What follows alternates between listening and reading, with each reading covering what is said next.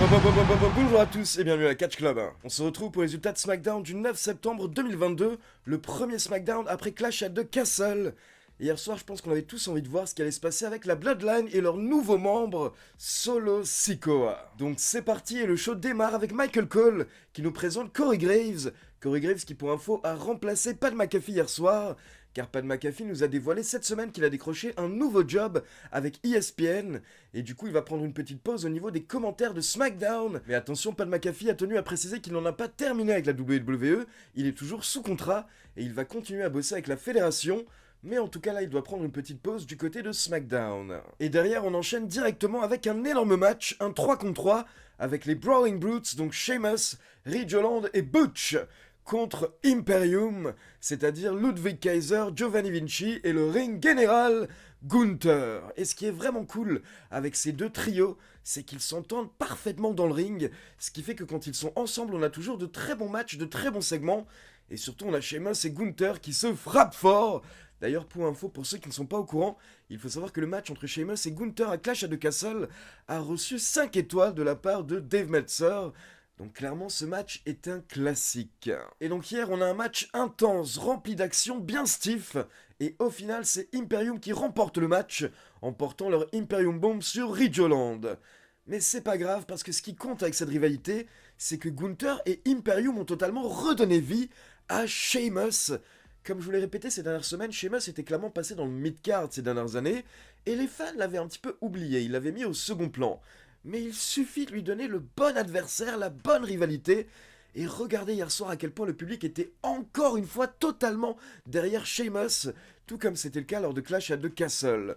Donc là j'ai juste envie de dire merci Gunther, parce que tu as redonné vie à Sheamus, et j'espère que cette rivalité va continuer avec soit un 3 contre 3, soit un 1 contre 1 revanche Sheamus contre Gunther, avec pourquoi pas une stipulation au prochain pay-per-view Extreme Rules.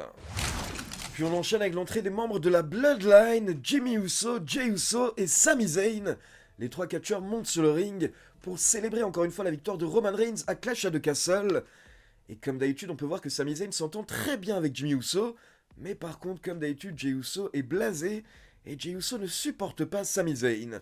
Donc Jey Uso prend le micro, et il envoie un message à Drew McIntyre. Il nous dit que Drew McIntyre ne savait pas à quel point la Bloodline est grande.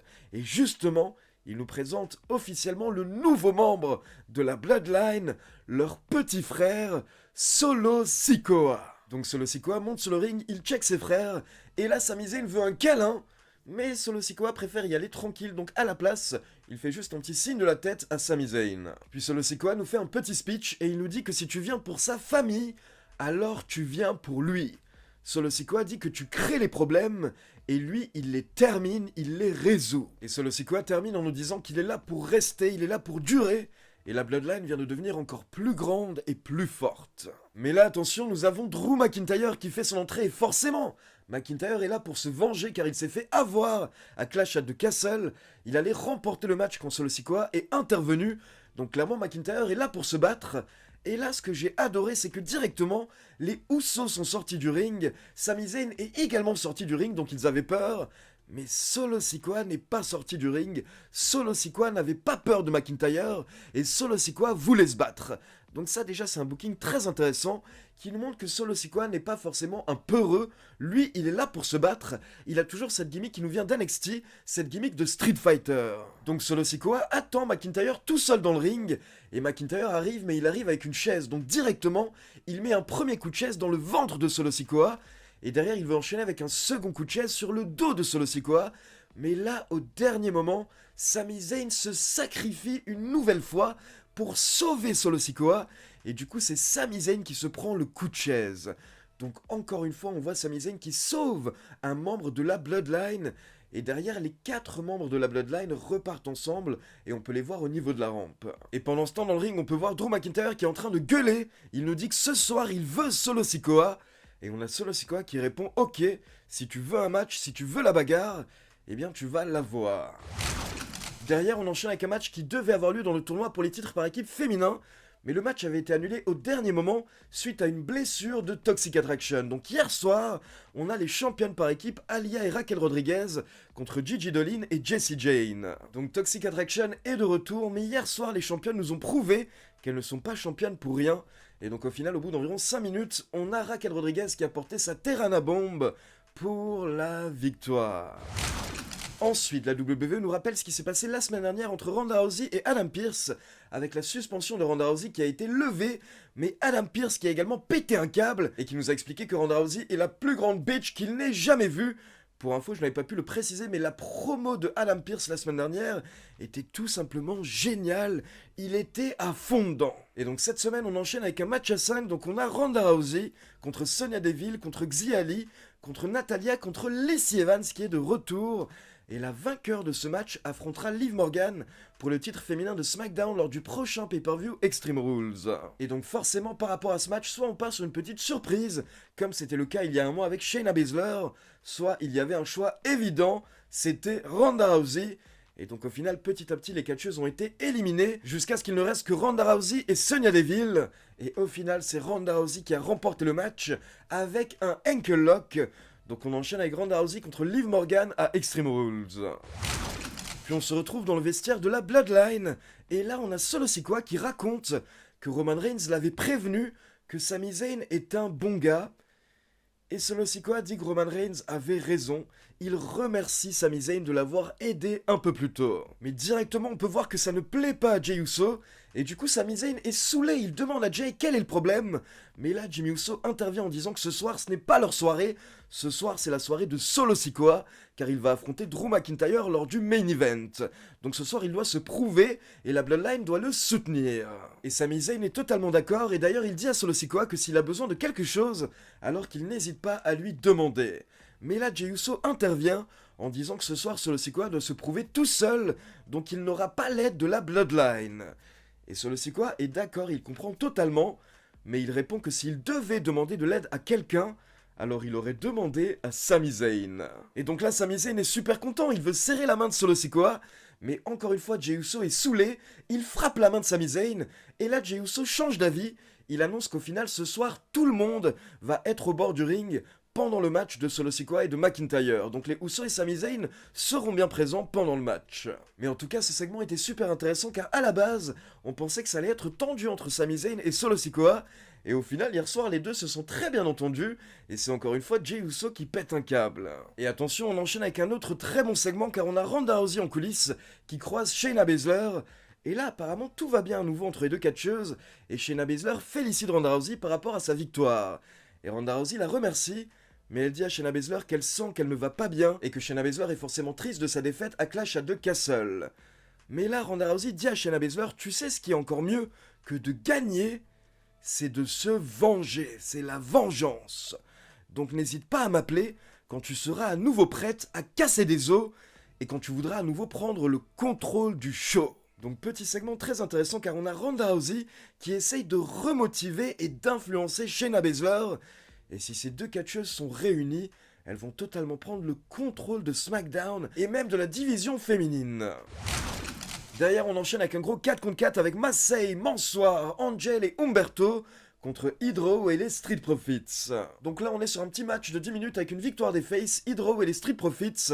Et clairement, ces dernières semaines, on a les Street Profits qui tentent d'aider Hydro à devenir populaire du côté du roster principal. Puis derrière, on enchaîne avec l'entrée de la Alpha Academy, Chad Gable et Otis, qui sont de retour à la maison car ils nous expliquent que c'est ici à SmackDown que la Alpha Academy a été créée. Puis directement, Chad Gable se plaint de Braun Strowman et il nous dit que ce soir, il va gâcher le retour de Strowman, comme Strowman a gâché leur chance de devenir challenger numéro 1 lundi dernier lors de Raw. Donc beaucoup d'envie, on va dire, de la part de Chad Gable et Otis.